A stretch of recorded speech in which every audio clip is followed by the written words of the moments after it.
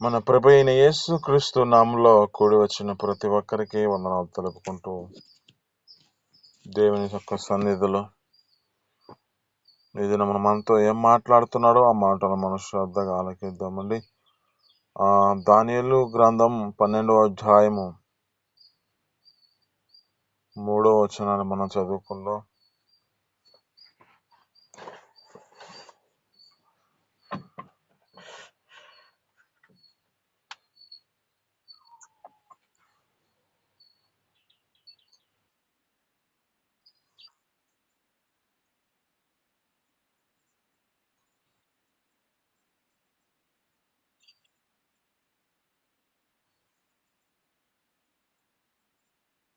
ఆమేన్. హల్లెలూయా. ఇక్కడ ఉన్న మాటలు గుర్తు చేసుకుంటే లేఖనాలు బట్టి చూస్తున్న మాటలు ఏమిటంటే, బుద్ధిమంతులైతే ఆకాశ మండలంలో జ్యోతుల వలె ప్రకాశించెదరు అంటున్నాం. అంటే ఈ జ్యోతుల వల్లే ప్రకాశించబడాలంటే మనిషికి కావాల్సినది ఏమిటి? బుద్ధి కావాలి అంటున్నాడు. ఈ బుద్ధిలో తమ జీవితాలను ఏ స్థితిలో నడిపించబడాలో, ఏ యొక్క స్థితిలో తన జీవితాలు ఎలా నడిపించబడాలో మనకి ఈ యొక్క పరిశుద్ధమైన గ్రంథంలో ఒక వ్యక్తి తెలియజేస్తున్నాడు. ఈ యొక్క వ్యక్తి దానియేలు గారి యొక్క జీవితంలో జ్ఞాపకం చేసుకుంటే ఇతనిలో కొన్ని విషయాలు మనం గుర్తు చేసుకుంటూ అతడు కలిగి ఉన్న ఒక అనుభవాన్ని మన జీవితాల్లో కూడా అలాంటి స్థితిలోనికి మనం నడిపించబడే విధమైన స్థితిలోనికి వద్దాం. ఆ యొక్క జీవితంలో జ్ఞాపకం చేసుకుంటే మొదటి యొక్క అనుభవంలో ఇతడు దానియేలు గారు ఏం చేస్తున్నాడో మనకు కనపడుతున్నది ఏమిటంటే, దానియేలు గారు 1వ అధ్యాయంలో 8-9 వచనాల కాడ జ్ఞాపకం చేసుకుంటే అతడు తన యొక్క హృదయంలో ఏం నిశ్చయించుకున్నాడంటే, రాజభోజనాన్ని చేస్తే మేము అపవిత్రులైపోతాం అని చెప్పి దానియేలు ఉద్దేశించి అతడు తన జీవితంలో ఏం చేస్తున్నాడంటే ప్రత్యేకమైన జీవితం, ఒక ప్రత్యేకమైన స్థితిని బట్టి ప్రత్యేకంగా తన జీవితంలో ఇది నాకొద్దు, వీటిని మేము తింటే అపవిత్రులు అవుతాం అని చెప్పి తమ జీవితాలు నడిపించబడుతున్న స్థితి. అక్కడున్న ఆ యొక్క అధికారికి, ఆ యొక్క వ్యక్తి ఆ యొక్క స్థితిని బట్టి ఆ యొక్క అధికారికి చెప్పారు, అయ్యా వీటిని మేము తింటే ఈ విధమైన స్థితికి వస్తాం, మాకు ఈ యొక్క భోజనం వద్దు అంటే, సరే మీ జీవితాలలో 10 దినాలు మీకు అవకాశం ఇస్తున్నా. ఈ 10 దినాలు ఇప్పుడు ఆ రాజ్య భోజనాన్ని తినిన మొఖాలను బట్టి వారికన్నా మీ యొక్క ముఖముల వికారమైపోతే మీ స్థితిని బట్టి మీరు వాటిని ఖచ్చితంగా తినాలి అన్నాడు. అయితే ఆ స్థితిని గుర్తు చేసుకుంటే 10 దినాలు తమ జీవితాల్లో పరీక్షించబడి దేవుని సన్నిధిలో తమ యొక్క జీవితాలలో అక్కడ జ్ఞాపకం చేసుకుంటే చేసిన వారికన్నా వీరి యొక్క మొఖాలు ఒక అందమైన వాటిగా, అంటే అవి వారి జీవితాలలో ఎలాంటి ఆ యొక్క వికారమైన స్థితిలో ఉండకుండా వారి ముఖము కన్నా ఈ యొక్క ముఖము శ్రేష్టమైన వారిగా కనపడుతుందంట. ఆమేన్. హల్లెలూయా. అంటే ఇతడి జీవితంలో జ్ఞాపకం చేసుకుంటే ఒకటి అనుభవం ఏమిటంటే, దానియేలు ప్రత్యేకమైన జీవితం, తన జీవితంలో పరిశుద్ధతను కాపాడుకుంటాం. ఇది మనం నీతో మాట్లాడుతున్న మాటలు బట్టి జీవితంలో లోక సంబంధమైన వాటిలో కొన్ని విషయాల్లో మన జీవితాలు ఏమంటాడంటే వాటికి దూరం అమ్మంటాడు. మనం యొక్క సంసోను గారు మనకు జ్ఞాపకం చేసుకుంటే ఆయన పుట్టుకకు ముందు తల్లి గారికి ప్రత్యేకమైన మాట చెబుతూ ఉన్నాడు. ఏమని చెబుతున్నాడు? మద్యంలోనైనను ద్రాక్షారసంలోనైనను మత్తు కలుగజేసే పదార్థమైనను మీరు ముట్టుకోకూడదు. అంటే ఆ యొక్క ప్రత్యేకమైన స్థితిలో ఎందుకు అలాంటి స్థితికి తీసుకొస్తున్నాడు అంటే, ఆ వ్యక్తిని ప్రత్యేకంగా ఏర్పరచుకున్నాడు. ఆ ఏర్పాటులో ఈ యొక్క వ్యక్తిని గుర్తు చేసుకుంటే ఆ దానియేలు గారి ఈ యొక్క స్థితిని కూడా తన జీవితం ఎలా కనబడుతుందో అలాగే ఆ యొక్క తల్లికి చెబుతున్న బోధ కూడా అలాంటిదే కదా. అయితే ఇదేమో మనతో మాట్లాడుతున్న మాటలు బట్టి ముందు దానియేలు గారి యొక్క జీవితంలో మొదటి అనుభవం ఏమిటంటే పరిశుద్ధతను కాపాడుకొని ప్రత్యేకమైన జీవితం. 2 ఇతని జీవితంలో జ్ఞాపకం చేసుకుంటే తెలివి కలిగిన దానియేలు. అంటే ఇతడు తెలివిగా తన జీవితంలో ఒక స్థితిని బట్టి, తన యొక్క స్థితిని బట్టి గుర్తు చేస్తున్న మాట ఏమిటంటే, ఒక మాట అక్కడున్న మాటలో గుర్తు చేసుకుంటే, కొన్ని పరిస్థితులను బట్టి దానియేలు ఆ యొక్క దర్శనం గురించి, కళ్ళ భావం గురించి చెప్పే స్థితిలోకి వచ్చాడు. ఎందుకు ఈ విధమైన స్థితిలో కలిగి ఉన్నది అంటే, దేవుడు తన జీవితంలో ఆ తెలివి యొక్క జ్ఞానముతో ఆ యొక్క వ్యక్తితో మాట్లాడుతున్న స్థితి. అక్కడ జ్ఞాపకం చేసుకుంటే అనేక మందిని చంపే స్థితికి వచ్చింది. ఏ పరిస్థితిలో ఉన్నారంటే వారి జీవితాల్లో జ్ఞాపకం చేసుకుంటే, ఆయన అసలు ఆ యొక్క రాజుగారు కలిగిన కళ ఏ పరిస్థితికి వచ్చిందో తెలుసా? కళ చెప్పాలంటే కళ భావాన్ని కూడా చెప్పాలంట.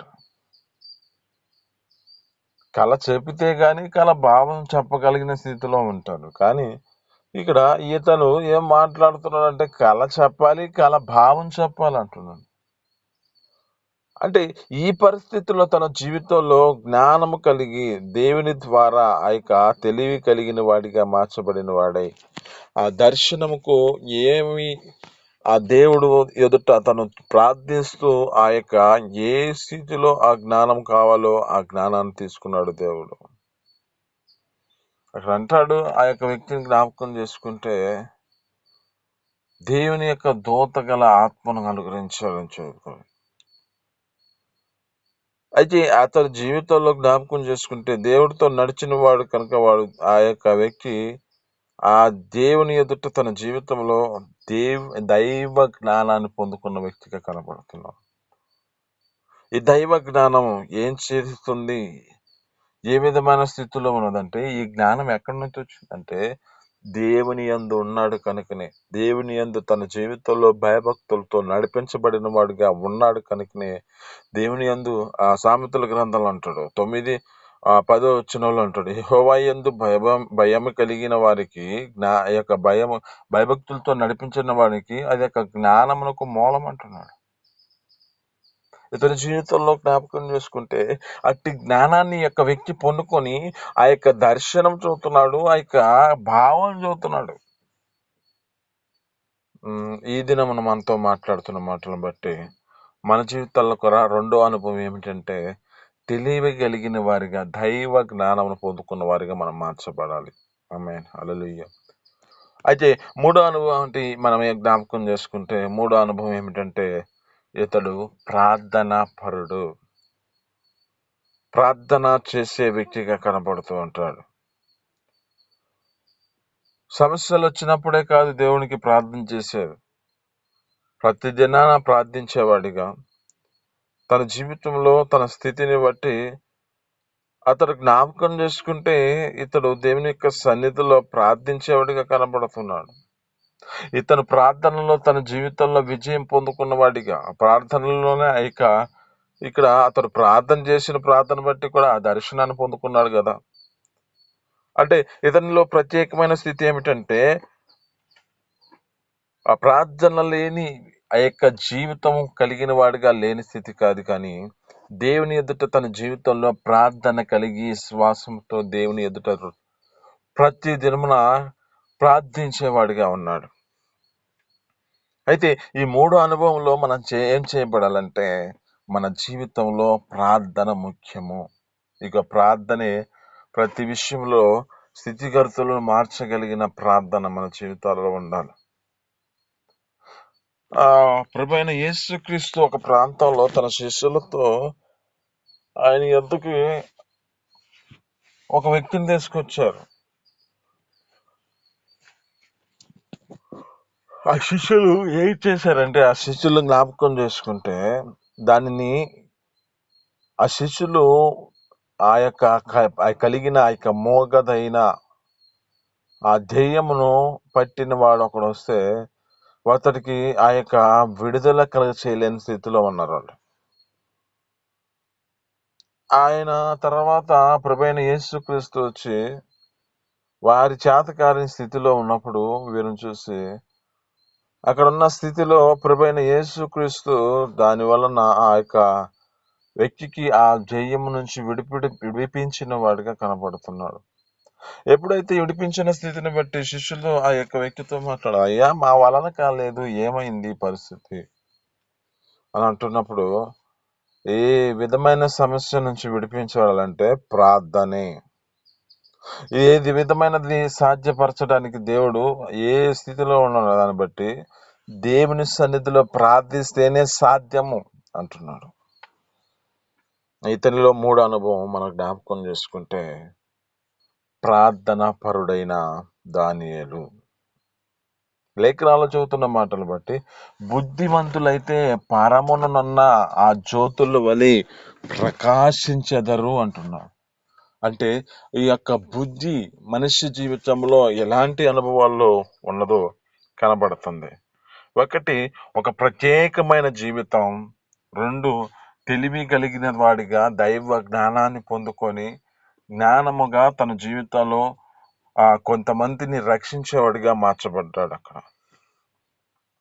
3 ప్రార్థన జీవితాన్ని కలిగిన వాడు, ప్రార్థనతో తన జీవితాన్ని నడిపించుకుంటూ తన యొక్క స్నేహితులతో కూడా కలిసి ప్రార్థన చేసేవాడిగా ఉంటాడు ఇక్కడ.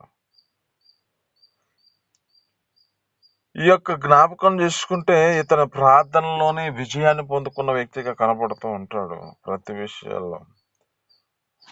4వది ఏమిటంటే, 4వది దేవునిని స్తుతించుట. చాలా జాగ్రత్తగా గమనిద్దాం. ప్రార్థన వేరు, స్తుతించుట వేరు. ప్రార్థన దేవునిని వేడుకొనుట, దేవుని సన్నిధిలో మోకరించి ప్రార్థించుట. స్తుతించుట అంటే దేవుని సన్నిధిలో ఆ దేవుని యొక్క నామమును స్మరించుకుంటూ ఆయనకి కృతజ్ఞత పూర్వకమైన స్థితిలో నడిపించబడే స్థితి. దేవుడు సమాధానం ఇచ్చిన వెంటనే స్తుతించడం, కీర్తికి తగిన కాకుండా, అంటే జీవితాల్లో ఏ స్థితిలో నడిపించబడుతున్నప్పుడు ఆయన ఆయుష్ ఇచ్చిన దాన్ని బట్టి స్తుతించటం. అంటే ఈ స్తుతి అంటే ఏమిటి అంటే, ఈ స్తుతి మన జీవితాలలో స్థితిగతులను మార్చేది. ఈ స్తుతి అంటే, ఈ స్తుతించటం అంటే ఆరాధించగలుగుతాం. ఆ దేవుని ఎదుట మన జీవితాల్లో ఆరాధించగలిగిన వారిగా మార్చబడాలి. కీర్తనలు 50వ అధ్యాయం అనుకుంటా, 22వ వచనం కానుంచి చదువుదాం ఒకసారి. 22, 23 వచనాలు త్వరగా చదవండి ఎవరైనా ఉంటే.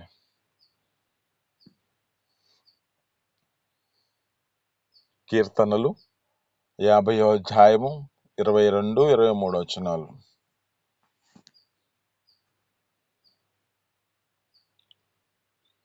చదువుతున్నారండి?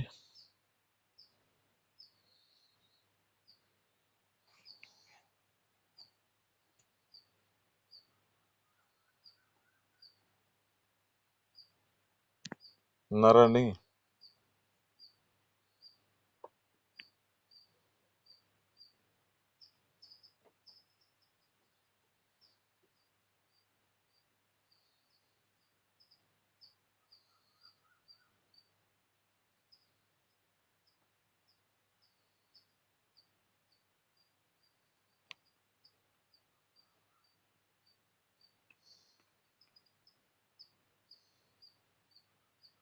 వినపడుతుందండి?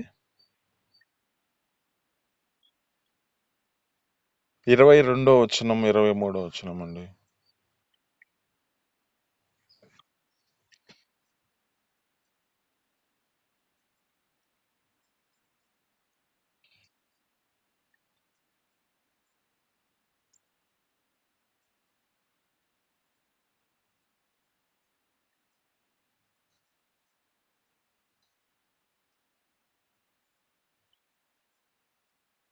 ఆమె హల్లెలూయా. ఎక్కడున్న మాటలు జ్ఞాపకం చేసుకుంటే ఏమంటుందంటే, దేవునిని మరచువారలారా దీనిని యోచించుకోండి, లేని ఎడల నేను మిమ్మల్ని చీల్చివేయుదును అంటూ, అంటే దాని నుంచి తప్పించేవాడు ఎవడూ లేడంటుంది. మ్యూట్లో ఏనండి. ఇక్కడున్న మాటలు జ్ఞాపకం చేసుకుంటే, ఈ లేఖనాలు బట్టి చెబుతున్న మాటల్లో అంటే ఇక్కడ అంటున్నాడు, స్తుతి యాగము అర్పించేవాడు దేవునిని మహిమపరుచుతున్నాడు, తన జీవితంలో రక్షణ కనపరచబడినట్లుగా మార్గాన్ని సిద్ధపరచుకుంటున్నాడు అంటుంది. అంటే ఈ స్తుతుల ద్వారా మనిషి యొక్క జీవితంలో ఏం చేయబడుతుంది అంటే రక్షింపబడతారు. ఈ స్తుతుల ద్వారా ఏం చేయబడుతుంది అంటే స్థితిగతులను మార్చగలుగుతుంది. మన జ్ఞాపకం చేసుకుంటే దావీదు గారి యొక్క జీవితంలో ఎలాంటి స్థితిలో ఉన్నాడంటే, దావీదు గారి జ్ఞాపకం చేసుకుంటే దినమునకు 7 మార్లు స్తుతించేవాడంట. మరి దేవుని సన్నిధిలో ఆరాధించేవాడుగా, దేవునిని మహిమపరిచేవాడుగా మార్చబడ్డాడు. తన జీవితంలో ఒక ఉన్నతమైన స్థితిలో ఉన్నప్పుడు దినమునకు 7 మార్లు స్తుతించేవాడుగా కనపడుతున్నాడు. అయితే ఇక్కడ జ్ఞాపకం చేసుకుంటే దానియేలు గారు కూడా జీవితంలో దేవుని సన్నిధిలో స్తుతించేవాడిగా ఉన్నాడు. తన జీవితంలో జ్ఞాన శక్తిని అన్నిటినీ దేవుని అందు ఉన్నాయని తన జీవితంలో గ్రహించిన వాడై ఏ స్థితిలో ఉన్నా తన జీవితంలో దేవుని స్తుతి యాగం అర్పిస్తున్నాడు. ఇది నీతో మాట్లాడుతున్న మాటలను బట్టి నీ జీవితంలో ఒక కృతజ్ఞత పూర్వకమైన స్థుతి ఉన్నదా? ఆ స్థుతుల ద్వారా నీ స్థితిగతులను మార్చగలుగుతుంది. ఆ స్థుతి నీ జీవితంలో ఉన్న పరిస్థితులను విడుదల కలుగజేస్తుంది. అయితే ఈ 4 అనుభవంలో ఏం చేయబడాలంటే మనల్ని దేవుని యొక్క సన్నిధిలో స్తుతించేవారుగా మనం మార్చబడాలి. ఆమేన్, హల్లెలూయా. అయితే 5వ అనుభవం మనం నేర్చుకుందాం. 5వ అనుభవం ఏమిటంటే నిర్దోషిగా ఉండాలి. దోషం లేని వ్యక్తిగా జీవితం నడిపించబడాలి. ఆ దోషం లేని స్థితిలో నడిపించబడితేనే తన జీవితంలో జ్ఞాపకం చేసుకుంటే ఒక సింహాల బోనులో వేసిన పరిస్థితిని కనపడుతుంది. అతడు దోషిగా లేడు కనుకనే తన జీవితంలో జ్ఞాపకం చేసుకుని తన దూతను పంపించి ఆ యొక్క దూత ఆ సింహాల యొక్క నోటిని మూసినట్లుగా మనకు కనబడుతుంది. సింహాలు ఏ హాని చేయలేదని చెబుతుంది లేఖనాలు సెలవిస్తున్న మాటను బట్టి. ఇది నీతో మాట్లాడుతున్న మాటల్లో జ్ఞాపకం చేసుకుంటే ప్రత్యేకమైన మాటలు ఏమిటంటే దానియేలు గారి యొక్క జీవితంలో ఎలాంటి స్థితిలో నడిపించబడ్డాలో అలాంటి స్థితిలోనికి మన జీవితాలు నడిపించబడాలి. ఇంకా 2 అనుభవాలు మీకు గుర్తు చేసి వాక్కులు ముగిస్తాం, టైం అయిపోతుంది. ఆ దేవుని యొక్క సన్నిధిలో జ్ఞాపకం చేసుకుంటే ఇతడు ఒక ధైర్యవంతుడు, ఇతడు ధైర్యం కలిగిన వాడిగా మార్చబడ్డవాడు. ఇంకా ఈ యొక్క మాటల్లో జ్ఞాపకం చేసుకుంటే ఇతడు 7వ అనుభవం ఏమిటంటే దేవునికి ప్రియమైన వాడిగా కనపడుతున్నాడు.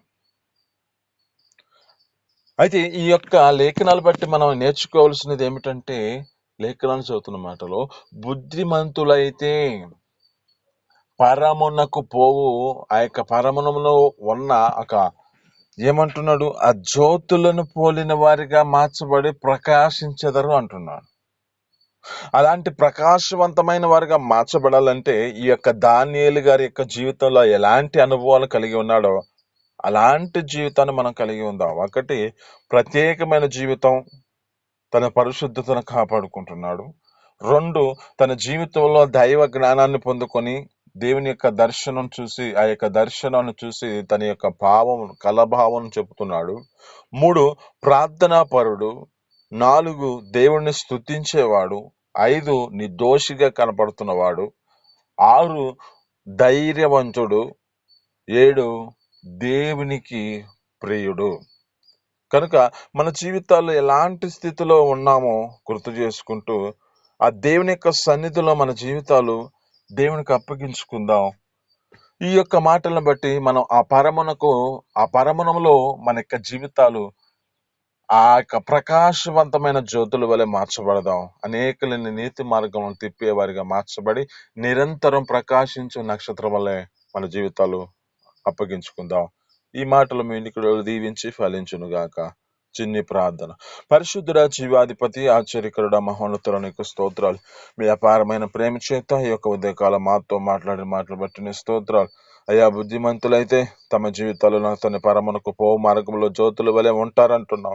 అటు కృప మా జీవితాల్లో అనుగ్రహించి అయ్యా మా జీవితాల్లో బుద్ధిమంతులుగా ఆ యొక్క పరమునకు పోవులో ఆ యొక్క జ్యోతుల వలె ప్రకాశించబడాలంటే ఏ అనుభవాలు మా జీవితాల్లో ఉన్నాయో కలుగుటకు మీరు నేర్పించిన దాన్ని బట్టి నీ స్తోత్రం. ప్రత్యేకమైన జీవితాన్ని మేము కలిగి ఉండే కృపను దయచేయండి. అయ్యా నా తండ్రి తెలివి కలిగిన వారిగా నీ జీవితంలో నా తండ్రి నీ సన్నిధిలో మా జీవితాల్లో అలాంటి కృప, నీ జ్ఞానాన్ని మేము పొందుకునే కృపను దయచేయండి. ప్రార్థన జీవితాన్ని కలిగి ఉండే కృపను దయచేయండి.